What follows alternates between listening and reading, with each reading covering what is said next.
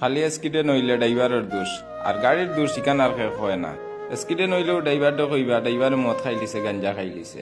একবার স্টারিং উঠিয়া দেখো না কেনে, নিচে তাকিয়া বহুত জনে বহুত ডায়লগ দিতে পারে, একবার স্টারিং উঠিয়া দেখো না কেনে বুকে কিতা করে।